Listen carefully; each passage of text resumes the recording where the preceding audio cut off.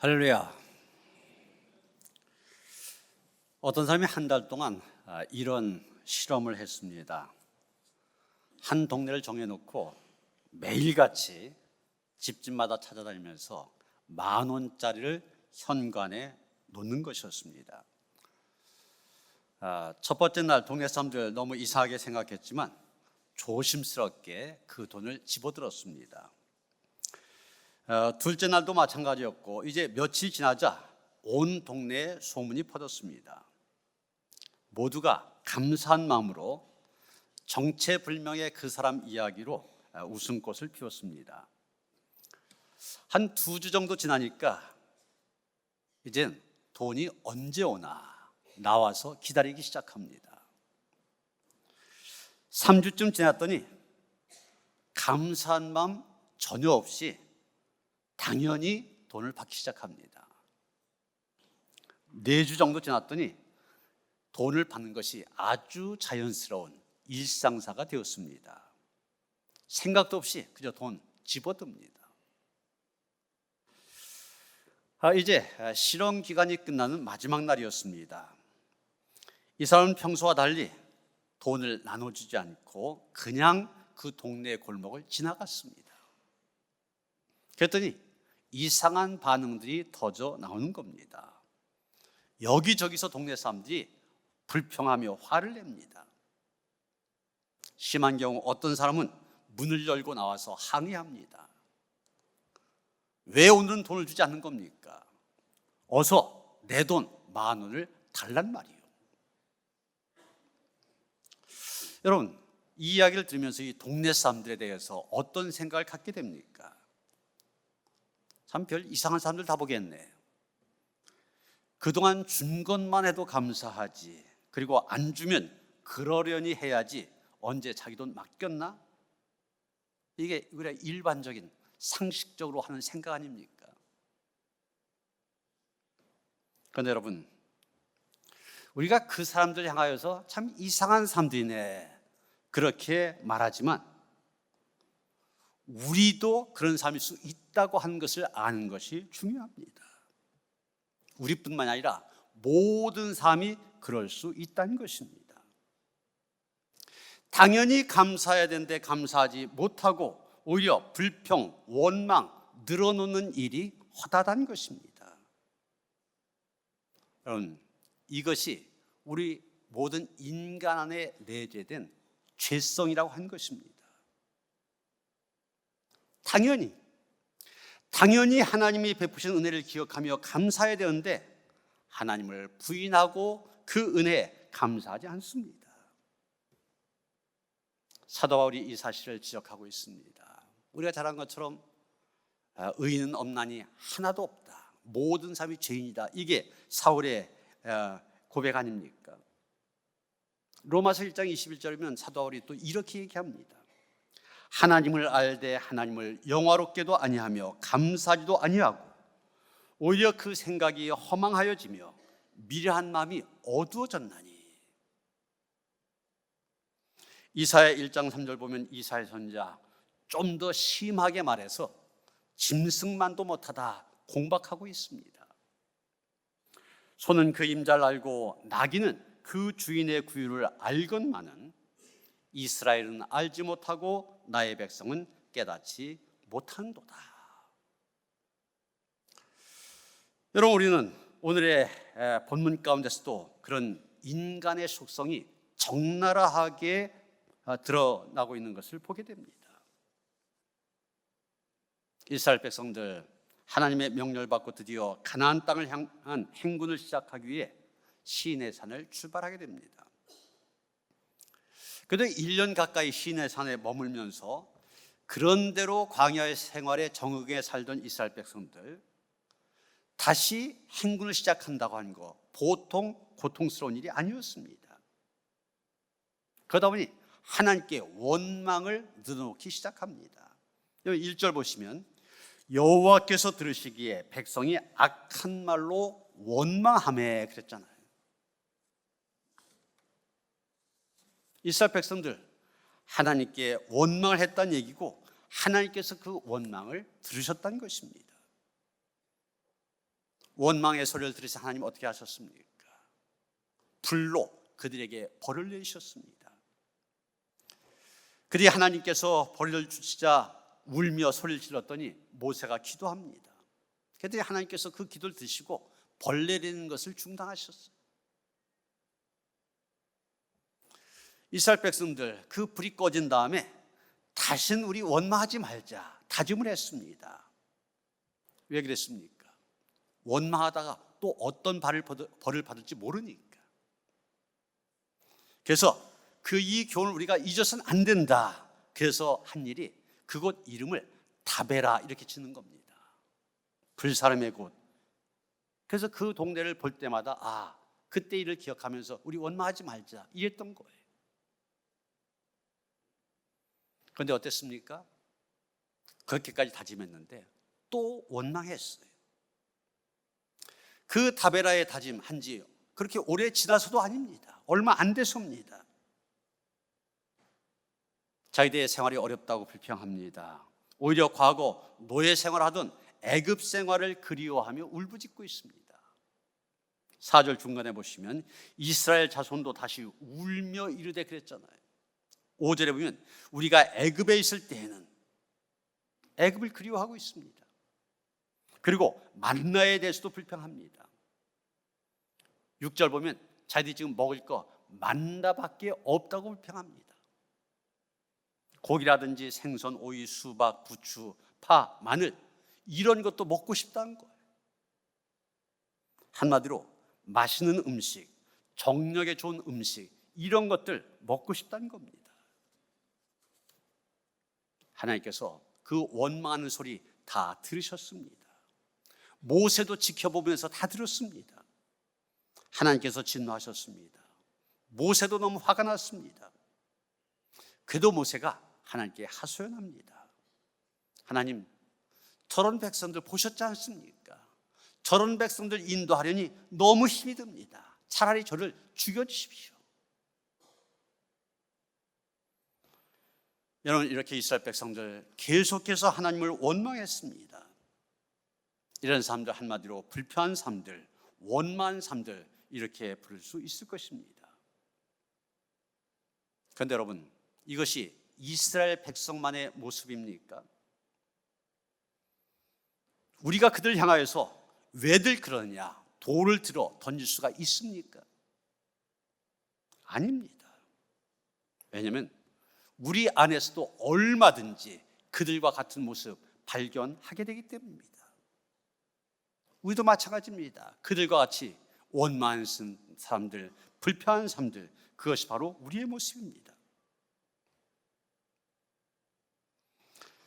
이스라엘 백성들의 원망은 출애굽이 시작될 그때부터 시작이 되었습니다. 출애굽기 14장에 가서 보면은 이스라엘 백성들 전무후무한 놀라운 은혜를 체험하게 됩니다. 홍해 바다가 갈라지고 그 바다를 걸어서 건넜습니다. 뒤따라오던 애굽의 군대들 그물에 수장되었습니다. 14장 31절이면 이스라엘이 여호와께서 애굽 사람들에게 행하신 그 큰 능력을 보았으므로 백성이 여호와를 경외하며 여호와와 그의 종 모세를 믿었더라 이렇게 말하고 있습니다. 이어서 15장에는 이 놀라운 은혜에 감격하여 이스라엘 백성들이 부른 찬송이 기록이 되어 있습니다. 그런데 여러분, 그렇게 환호하고 찬송했었는데 또 오래가지 못합니다. 그것도 잠깐입니다. 홍해바다를 건너서 수르 광야 마라라는 곳에 이르러서 우물에 우물에서 물을 마셔보니 씁니다. 너무 써서 먹을 수가 없어요. 그때 찬송하던 이 입에서 또 원망이 터져 나옵니다. 15장 24절 보시면 백성이 모세에게 원망하여 이르되 이렇게 말하고 있습니다. 그렇습니다. 큰 은혜를 체험하고 돌아서서 또 원망합니다. 너무나 놀라운 은혜에 감격하며 찬송하다가 또 돌아서서 원망합니다. 구원의 감격과 큰 기사와 이적 체험한 바로 뒤에 또다시 원망합니다. 여러분, 이게 이스라엘 백성들만의 모습입니까? 아닙니다. 우리는 이들에게서 우리 자신의 모습을 보기도 합니다.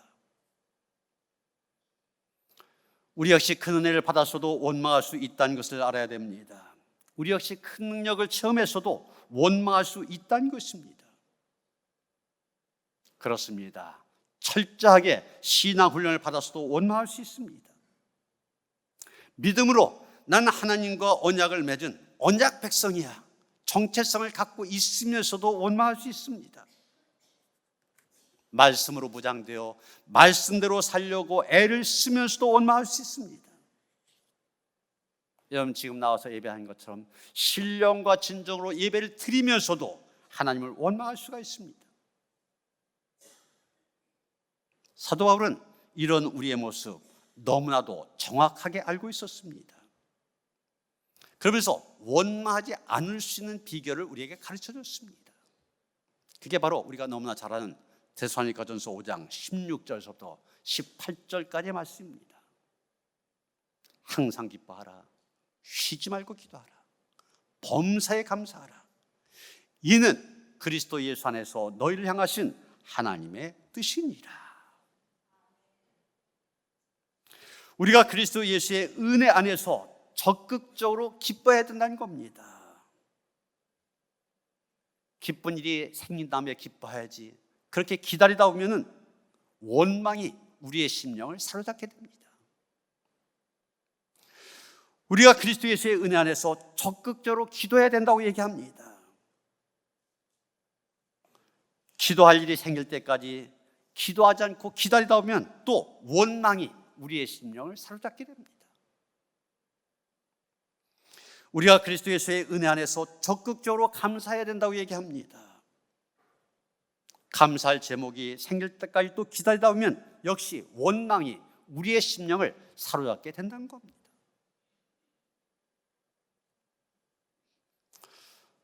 저는 교육자 수련회를 용문산 기도원으로 다녀왔는데 그 기도원이 굉장히 넓습니다. 사방을 이렇게 둘러보면서 참 안타까운 마음이 들었습니다. 한때는 이 용문산이 믿음으로 살려고 하는 사람들이 전국에서 모여들었던 그런 동네예요. 그래서 많이 살 때는 300여 호가 거의 그 기도원 중심으로 해서 살았었습니다. 그런데 지금은 한 100호 정도가 모여 살고 있습니다. 나머지 200호가 다 빈집이라는 얘기 아닙니까? 보시는 사진 제가 찍은 건데 저런 집들이 그냥 곳곳에 다 있어요.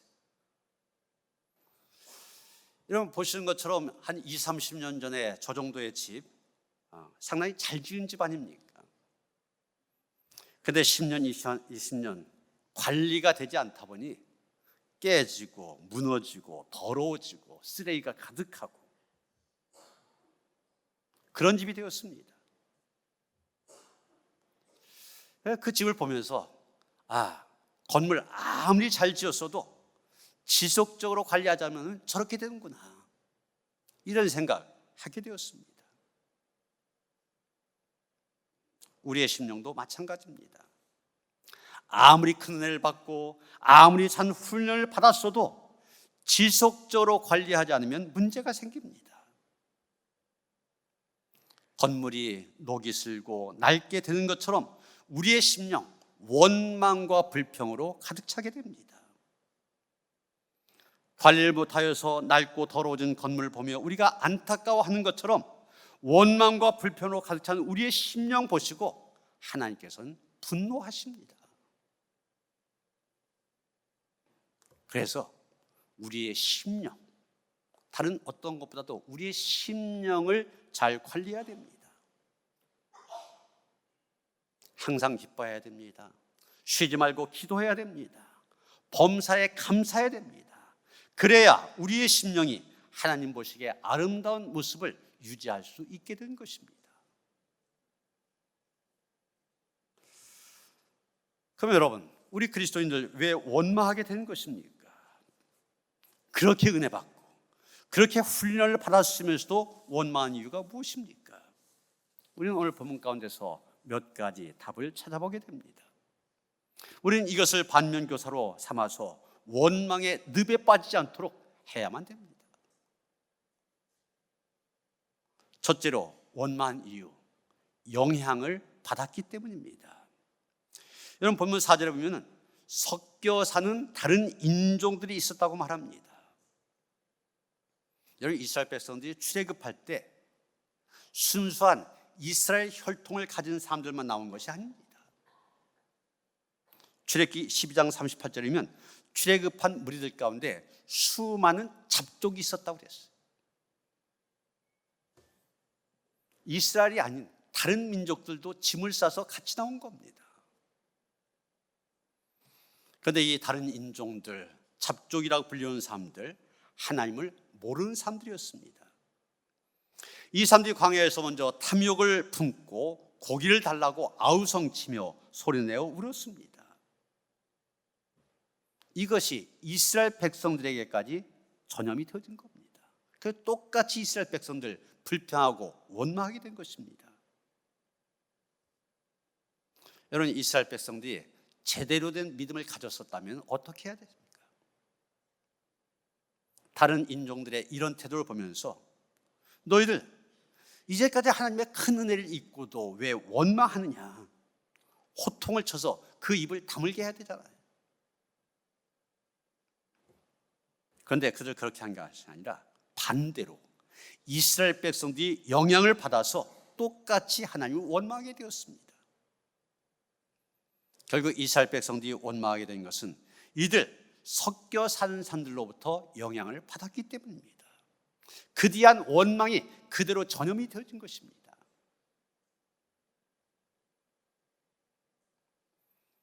중국의 운남성, 중국말로 하면 윈난성인데 여기는 중국의 다른 지역과는 좀 다른 모습을 보여주는 곳입니다.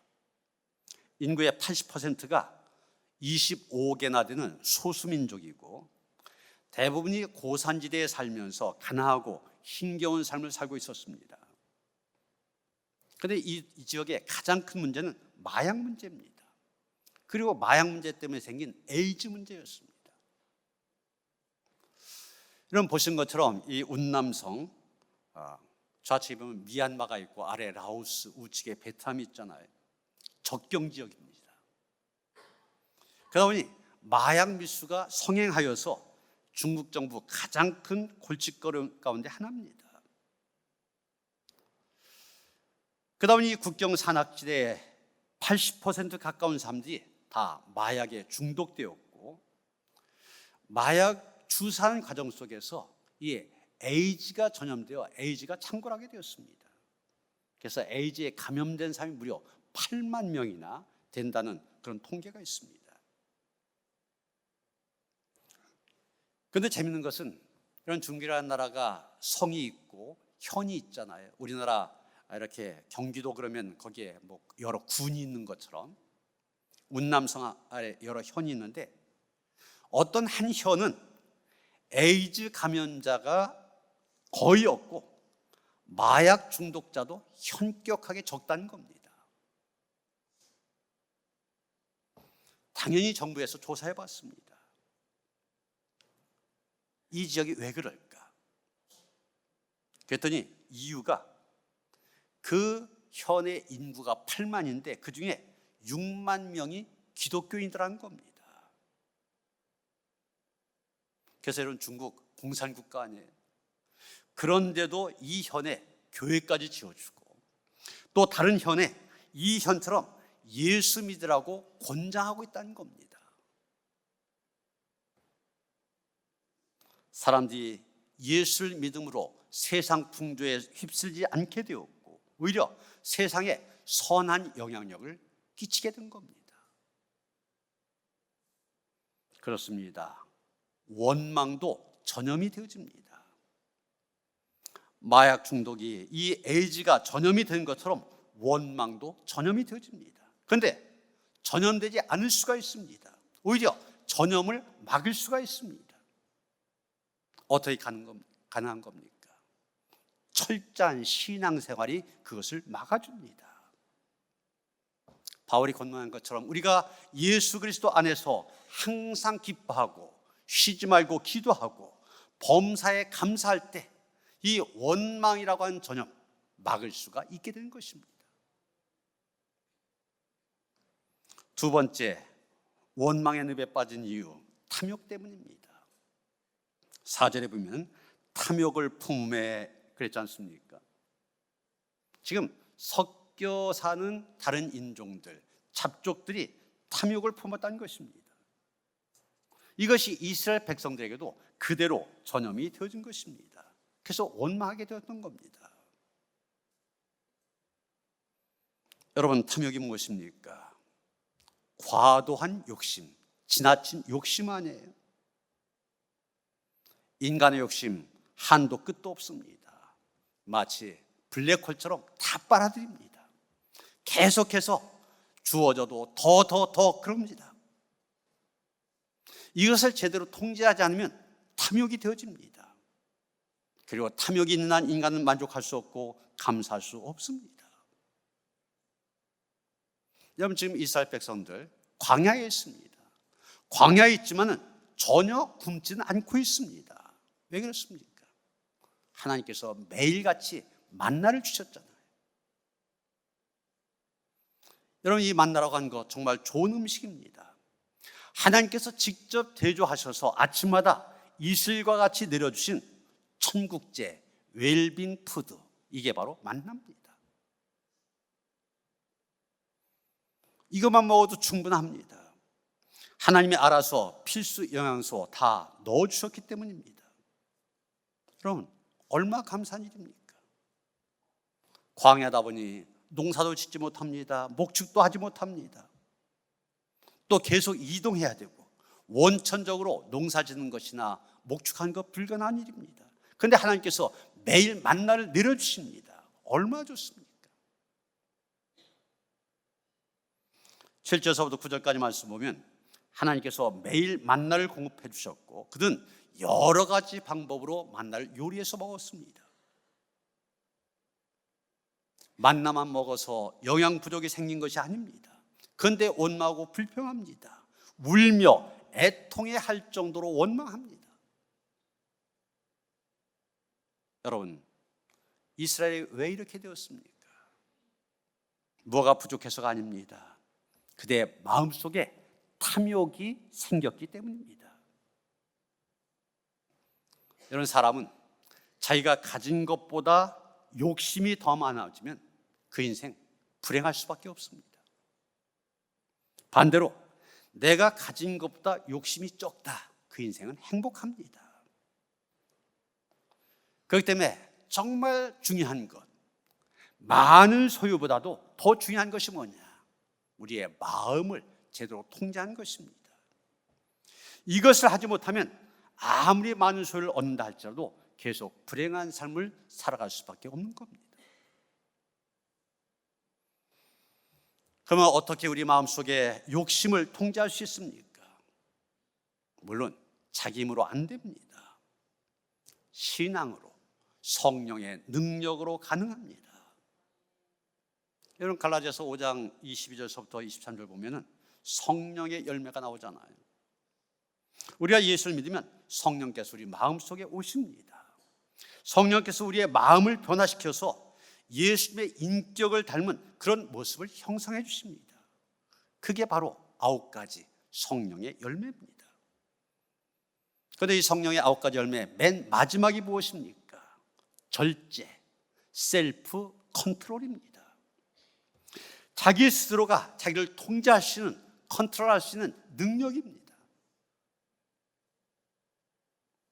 여러분, 우리의 마음속에 있는 욕망의 전체하에 브레이크를 달아야만 됩니다.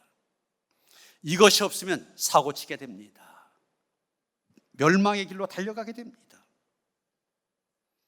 우리는 마음의 욕심을 다스림으로 자족하는 삶을 살아야 됩니다.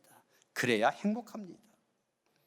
그래서 디모데전서 6장 6절서부터 8절까지 보면 사도 바울 우리에게 이렇게 권면합니다.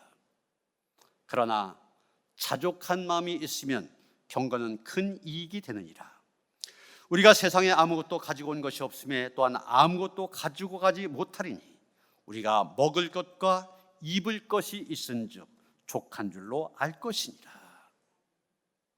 이렇게 어떤 상황에서든지 자족의 비결을 배우게 될 때 어떤 환경에서도 감사할 수 있고 또 감사할 수 있을 때 행복한 인생을 살게 된 것입니다. 세 번째 원망한 이유, 잘못된 비교 때문입니다. 여러분 5절에면 우리가 애굽에 있을 때는 이런 말이 나오지 않습니까? 이런 말이 자주 나와요. 출애굽기서부터 시작해서. 그들이 지금 자기들의 처지와 과거의 애굽에 있을 때를 비교하면서 원망하게 되었다는 겁니다. 그런데 그 원망의 내용을 자세히 살펴보면 그 비교가 잘못된 것을 알게 됩니다. 애굽에 있을 때 자기들은 노예였습니다. 그런데 지금은 자유인이잖아요. 애굽에 있을 때 그들은 언약 백성이 아니었습니다. 그러나 지금은 하나님과 특별한 계약을 맺은 언약 백성이 되었습니다. 애굽에 있을 때는 하나님께서 다만 굽어 보실 뿐 함께하지 않으셨습니다. 그런데 이제는 불기둥과 구름기둥으로 함께 계십니다.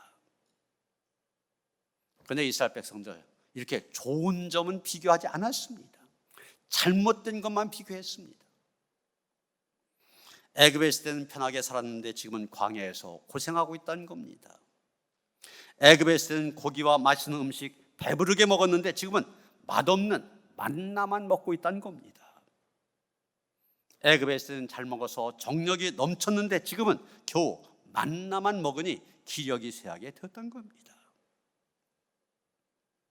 여러분, 비교하려면 잘해야 됩니다. 나쁜 것을 보고 비교하면 원망과 불평이 넘쳐날 수밖에 없습니다. 그러나 좋은 것을 보고 비교하면 항상 기뻐할 수 있습니다. 쉬지 않고 기도할 수 있습니다. 범사에 감사할 수 있게 된 것입니다. 해지는 넓은 들려 초라한 부부가 마주 보면서 고개를 숙여 기도를 드리고 있었습니다.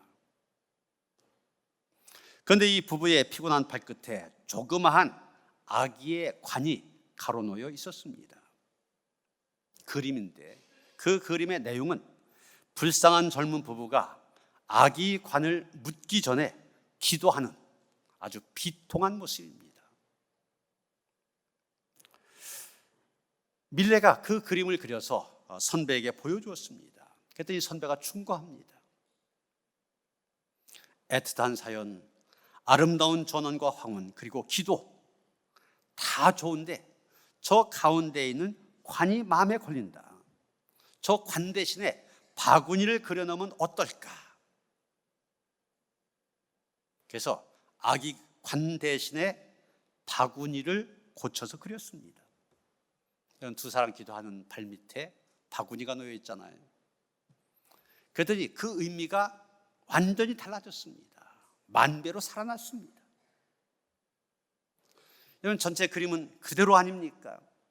두 사람 서 있고 뒤에 배경이라든지 옆에 쇠사랑이 있다든지 전체 그림은 그대로인데 맨 아래쪽에 있는 바구지 하나 고쳐서 그렸더니 비통한 장례식이 황혼의 감사로 승화가 되면서 밀레의 만종, 정말 불멸의 명화가 그려지게 된 겁니다. 여러분, 우리의 인생도 하나만, 많이 필요 없습니다. 하나만 바뀌어줘도 아주 달라질 수가 있습니다. 원망과 불평의 말을 감사와 기도의 언어로 바꾸면 하나님께서 들으시고 그 삶에 기적을 베풀어 주십니다. 우리 향한 심판을 거두시고 온갖 상으로, 온갖 복으로 상을 주실 것입니다. 이제 말씀을 정리합니다. 여러분, 우리가 놀라운 은혜를 받았다 할지라도 원망할 수 있습니다. 남다른 영적인 훈련을 받았어도 원망할 수 있습니다. 이스라엘 백성들처럼 똑같이 원망의 사람으로 살아갈 수가 있습니다. 이스라엘 백성들을 바라보면서 조심해야 됩니다. 우리도 세상 사람들의 원망에 전염되지 않도록 조심해야 됩니다. 탐욕에 사로잡히지 말아야만 됩니다. 잘못된 비교에 빠지지 말아야만 됩니다. 그 대신에 사도 바울의 권면처럼 항상 기뻐하고 쉬지 말고 기도하고 범사에 감사하는 그런 삶으로 원망과 불평이 아니라 감사로 하나님께 영광 돌리는 성도들 되어주시기를 주님의 이름으로 축원합니다. 하나님 감사합니다. 이 아침에도 이스라엘 백성들을 반면교사로 삼아 우리가 원망과 불평의 언어가 아니라 감사와 기쁨의 언어로 하나님께 영광 돌리며 하나님께 주시는 복된 삶을 살아가도록 다시 한번 결단하게 하시니 감사드립니다.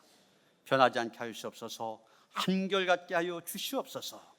한결같은 믿음으로 주님만 높이는 성도들 되게 하여 주시옵소서. 예수 그리스도 이름 받들어 기도하였사옵나이다. 아멘.